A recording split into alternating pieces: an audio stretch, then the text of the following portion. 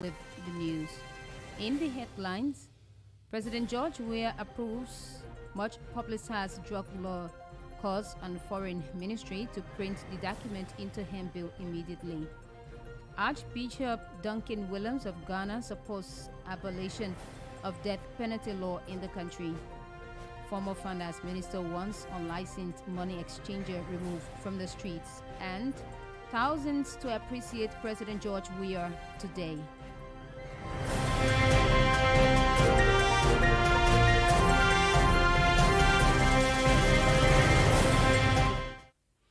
Welcome back and thanks for being there.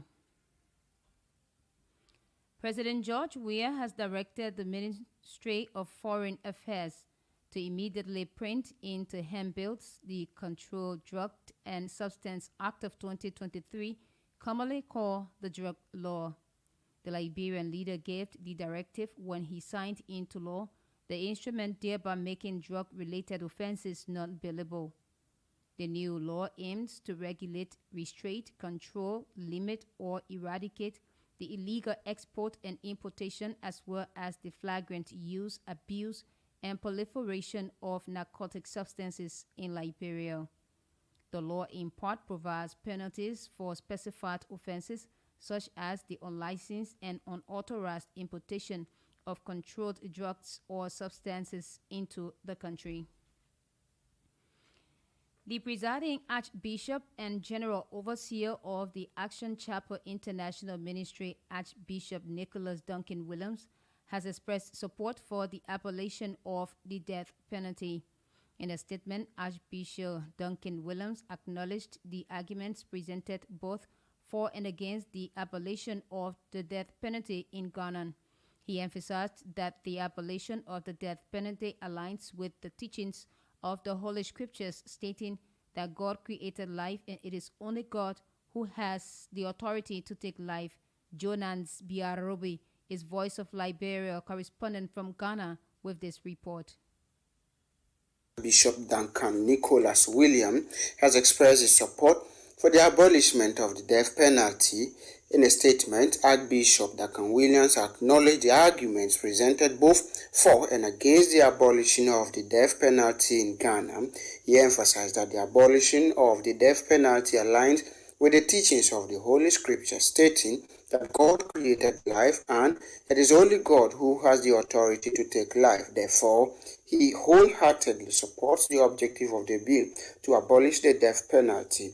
Members of Parliament are currently divided over the report of the Constitutional, Legal and Parliamentary Affairs Committee on the Criminal Offences Amendment Act, which aims to replace the death penalty with life imprisonment. While the death penalty was inherited from the colonial administration and has historically been a punishment for offenses such as murder, attempted murder, genocide, piracy, and smuggling of gold or diamonds, Ghana has not executed any offenders since 1993. During the parliamentary debate on amendment bill, lawmakers expressed divergent views regarding the abolishment of the death penalty. Cletus Avoka, Member of Parliament, voiced his disagreement, stating that he first submits that the arguments that have advanced in terms of the motion are very scary and have no measures at all. Arguments in favor of the motion are unmeritorious. Archbishop Duncan Williams, in his statement, emphasized that as a society, it is contradictory to condemn killing while simultaneously using killing as a form of punishment. In the wake of the unprecedented increase in the exchange rate, former Finance Minister Boema Kamara is calling on the government to begin raiding unlicensed money exchanger off the streets. At the moment, the value of the exchange rate has increased as one would need 188 Liberian dollars or 190 Liberian dollars to purchase one United States dollar, something that has increased the cost of living for ordinary Liberians. As a means of addressing the crisis, the former finance minister said illegal money exchanges are to blame for the rise in the exchange rate. He noted that the best way to address the crisis, there is a need for all non-licensed operators to be removed from the streets in Monrovia. Our market has to be properly coordinated, that non-licensed operators don't be allowed to do foreign exchange. And these are some of the challenges we encounter while we're at the central bank. And you just have to be hard as a government, especially the folks at the central bank. You have to ensure that if an individual, whether in the marketplace or on the road, NM shop present, or if you have not been issued a license from the Central Bank of Liberia, you will be violating the law. Should you even post a sign on your shop? So any person in the supermarket or any person on the road, you have your provision shop, and you just take a signboard and put it outside and put a rate, and you are not a licensed operator, that's a violation. And the central bank will have to be on top of this. So that's from the perspective of market coordination. And you will see that any person anywhere can just jump up and pull rate up. That distorts the setting of the exchange rate. The second aspect of this conversation, all licensed operators, Foreign Exchange Bureau and Commercial Bank, are the only one to be allowed to publish the exchange rate. And that rate is published by the central bank, or however they do it now, that all businesses, supermarket, they will request or have access to the central bank website for the rate. So as of July 11, if you look at the central bank website, they publish exchange rate in terms of the selling exchange rate is around 184.46 to a US dollar. It is that rate that every other business person in our economy should transact at. So if you go somewhere and another person says 190 or 200, then that's off the officially market determined rate. That's to just put things in context. But the question is, if there are people who are manipulating the exchange rate in terms of hoarding, then it is wrong. And if you are caught, then let the law apply. Sierra Leone President Dr. Julius Maada Bio has announced his final list of ministerial and other appointments. The appointments saw the creation and unpiling of new ministries, as well as transfer and sacking of previous ministers. Well, to tell us more about the composition of his cabinet, Voice of Liberia Sierra Leone's correspondent John Whitfield tells us more. Well, these were the final set of cabinet appointees, ministers and deputy ministers, and these appointments came in parts. And interestingly, these set of appointments seem to be inclusive and support for the Northwest region, which is the APC stronghold. So in this whole change, we saw wherein ministries were unbundled. For instance, the Ministry of Information and Communication has been split into two ministries. So now we have the Ministry of Communication, Technology and Innovation and the Ministry of Information and Civic Education. Now we also saw wherein two big names in the Bio's ministerial lineup, Dr. David Senge. Now, David Senge first came in as the Chief Innovation Officer in Sierra Leone. Later, he was made Minister of Basic and Senior Secondary Education. Now, he has replaced former Minister of Finance, who was serving as Chief Minister, and now Dr. David Senge is serving now as Chief Minister in this new Bio's government. You have other ministers who were retained in their positions, and interestingly, for the first time in a long time, we have a female minister of sport. And after these appointments were published, the president did say that these ministers and deputies and other appointments are there for a national purpose and they are there to serve the populace. So he encouraged them that the task ahead is not rosy and that they have to deliver. Reporting for Voice of Liberia in Sierra Leone, I am John Whitfield. Thousands of Liberians are today, Monday, July 17, 2023, gathered in the capital Monrovia to appreciate President George Weah for maintaining the peace and embarking on massive development across the country. Making the pronouncement over the weekend, the chairman of the ruling Coalition for Democratic Change, Moba Molu, said since coming to power in 2018, the government under the watch of President George Weah has instituted a series of policy reforms as well as embarking on the number of projects to impact the lives of ordinary Liberians. Molu said today's appreciation ceremony is geared towards energizing the president to do more for the people of Liberia as he embarks on the journey for his second term during the October 10, 2023 presidential and legislative elections. On October 10, voters in Liberia will go to the polls to elect a president, vice president, along with 73 members of the legislature and 15 senators.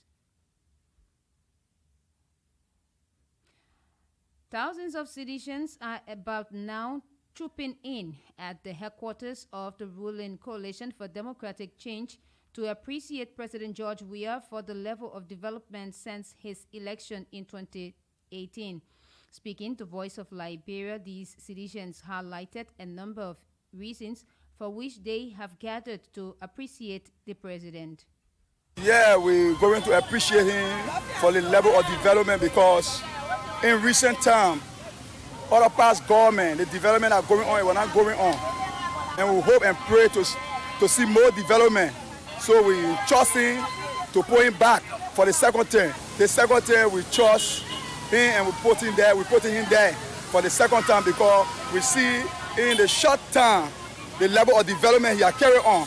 So we trust him with our country to give him another chance. 100% I trust the president that he can do more than what he's doing now. Liberia is all we get. No political party can political party go. We shouldn't have political affiliation or create any shape or way another because President Weah is our own. The Professor King ever sent from Mother Duclas. And as a citizen of this country, I'm glad the President Weah because this year I will be graduating from the 12th grade.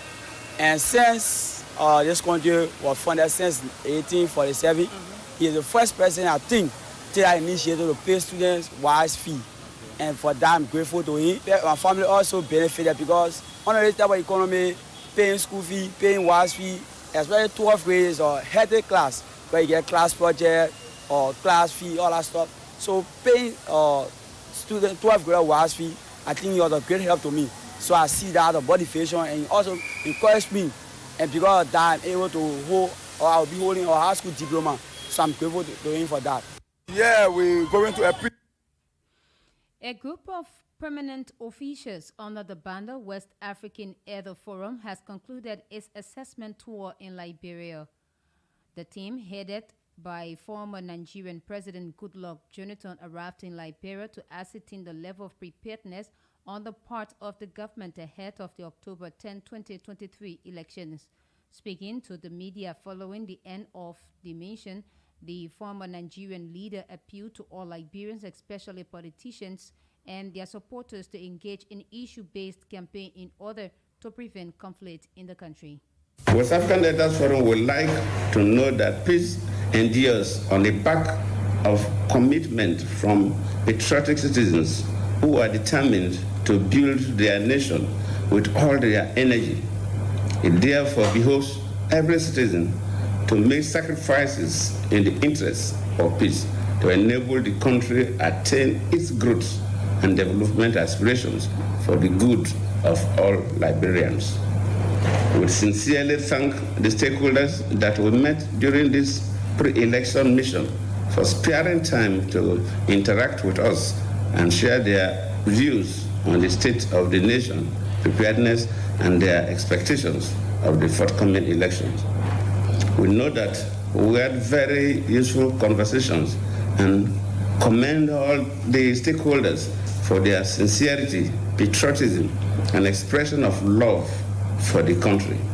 We were impressed by the determination of all to work towards supporting the process for a peaceful, transparent, and credible elections. Even where concerns were raised, we are pleased with the willingness of concerned authorities to address whatever gaps or lapses that exist before the election. West African Elders Forum, however, noted some complaints about alleged threats, personal attacks on opponents, and hate speech as the country approaches the campaign season for the 2023 election. We would want to advise Liberians to embrace issue-based campaign and eschew politics of bitterness because of its harmful effects on democracy, peace, and sustainable growth.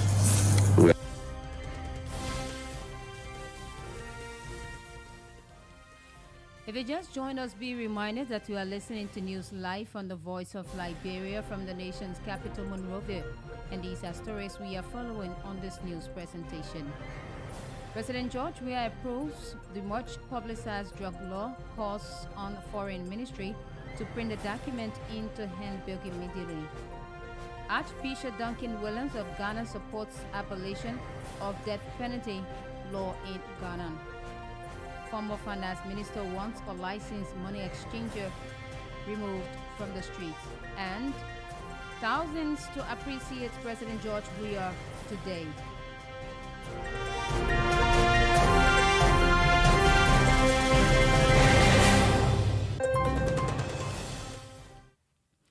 Welcome back and thanks for being there.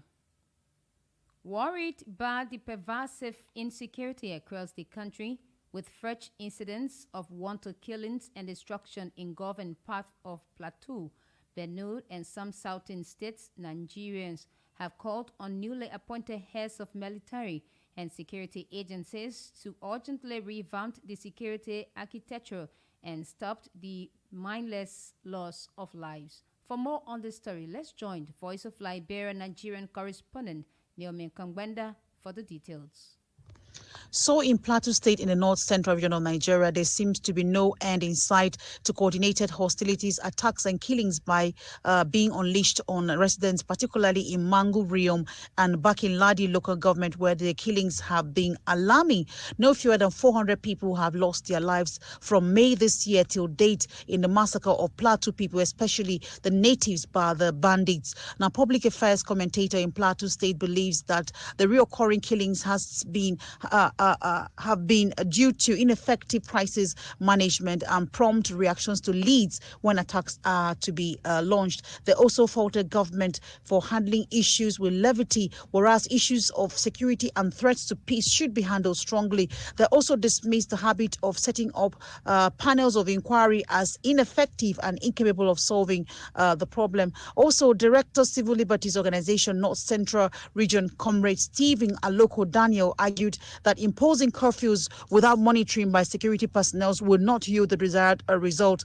He said that government has to be more proactive and spare no sacred cows to stop this crisis. He suggested that the need to curb surrounding thick forests, which serves as hideouts for criminal elements with a view to flushing them out, should be carried out, and also canvassed. He also canvassed the permanent security posts in places prone to crisis and synergy with local vigilante groups. Reporting for the Voice of Liberia in Nigeria, this is Naomi Kongbenda.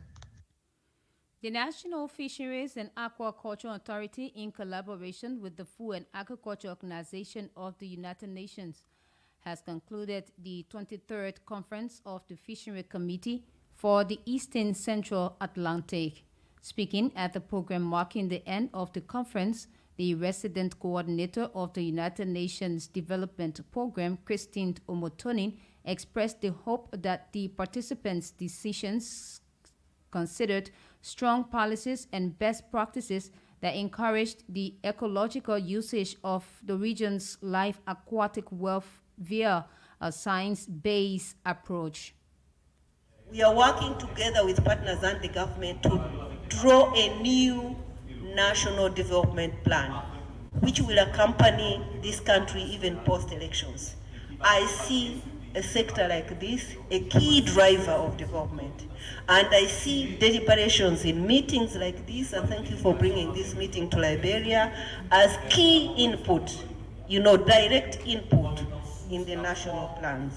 I want to thank Liberia for hosting, thank the leadership of this country through the National Fisheries and Agriculture Authority for providing the space and all the facilitation. I thank FAO, and I really reiterate that as UN, we will continue to work closely, and we encourage strong collaboration among the partners, an approach of not only a one UN approach, but a one approach of all partners, a coordinated approach to ensure that we take benefit of everything that we are doing, and we coordinate, get maximum sort of results out of what we are trying to do. So as we prepare for the SDG Summit, it's also important to note that whatever we take out of such meetings do inform our delegations when they go, because these are the sectors that are contributing to the SDGs. These are the sectors that are contributing to the Agenda 2063 of the African Union. So I would like to emphasize that it's a critical time as we review. It's a few years to the end of the SDGs, and really we take the recommendations and the discussions here very important. I heard that you had a unit that is collecting data. Data is very, very critical to know where we are coming from and where we are going. Reiterate our continuous support, and I hereby declare the 23rd session of the Fisheries Committee for the Eastern and Central Atlantic hereby closed. For her part, the resident representative of the Food and Agriculture Organization, Benta Stephen Chikai, assured the National Fishery and Aquaculture Authority of its fullest cooperation in capacitating their staffs in the implementation of the decision reached at the end of the conference. I hope our NAFA colleagues that will now hold the presidency will do the same, and I would like to reassure you that FAO will be by your side. So please do not hesitate, as we usually work in the same manner. Do not hesitate to call upon us so that you can have the best chairmanship as possible.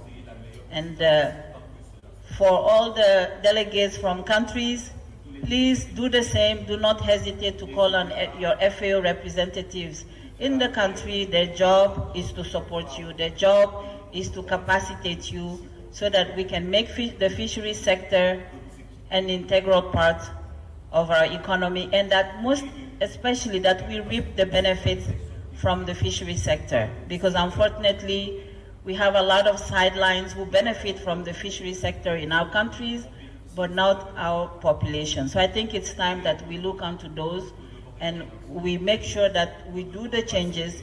And please, when you go back, I again insist, make sure we do implement the recommendations. The president of the Gambia Transport Union attributed the increasing challenges drivers and commuters continue to face in traffic to lack of proper garages in the country, especially during the rainy season. According to him, the Gambia government has been silent about the issue of providing car parking venues despite failing understand its responsibility. That's failing to understand its responsibility. Voice of Liberia correspondent from Banjul, Amadou Kante, reports. The Gambia has been battling with transportation issues, including frequent fare increments, lack of proper garages for commercial drivers, and frequent fuel price hikes, thereby affecting commuters and other businesses, among others. As the rainy season begins in the country, moving from one destination to another becomes an ever-increasing challenge for commuters and motorists, especially within the Greater Banjul area. Amid these factors, the president of the Gambia Transport Union reiterates call for the borough government to provide proper garages for drivers. Despite several promises, the drivers' president added that for over 7 years now, the government is yet to allocate a single garage for commercial drivers, despite paying their daily revenues to the state. With most roads within the Greater Banjul area currently being constructed or under renovation, Gambians continue to experience compounding transportation challenges, leaving most of the citizens' day-to-day businesses or activities disrupted. The demand for the provision of car parks for commercial drivers across the country remains a major concern for the Gambia Transport Union. Reporting for Voice of Liberia from Banjul, I am Amadou Kante. The leadership of the National Chiefs and Elder Council of Liberia is commending President George Weah for nominating Chief Zanzan Kawa, head of the National Traditional Council of Liberia, to serve as orator for the 176th Independence Day celebration on July 26. Weah recently appointed Chief Zanzan Kawa as the July 26 orator in order to ensure national inclusion in the governance of the country. Meanwhile, addressing a news conference, the council spokesperson Matthew Smith said the nomination clearly shows that President Weah is serious to create inclusive leadership. George Manneh, we are the President of the Republic of Liberia, for the glorious opportunity he afforded all of the indigenous people, the traditional people from the 15 countries of the Republic of Liberia, about selecting Honorable Chief Zanzan Kawa to be the national orator of this year, 176th Independence Day. It's a glorious opportunity for the fact that the first time in history to see Chief to take ownership or to be a decision making in national government. So it's a history making. We are grateful to God for His Excellency. Since His Excellency as President of the Republic of Liberia, he has done many things for the traditional people. Last year, he gave us vehicles, he gave us motorbikes, and now that he has given us the platform to speak on the Independence Day on July 26. I think since 100, because we'll be celebrating 176 years, it is the first time in history for the additional people, country people, to mount a platform of the national cause on that great day. All of our traditional people who honor my voice, let us come together on Ashmore Street on that great day to see our Chief Zanzan Kawa delivering that message of the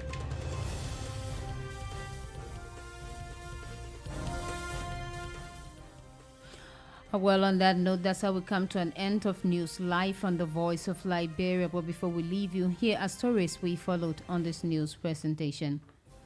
President George Weah approves the much publicized drug law, calls on Foreign Ministry to print the document into handbill immediately.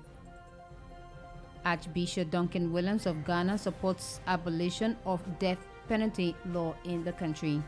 Former Finance Minister wants unlicensed money exchanger removed from the streets. And thousands to appreciate President George Weah today.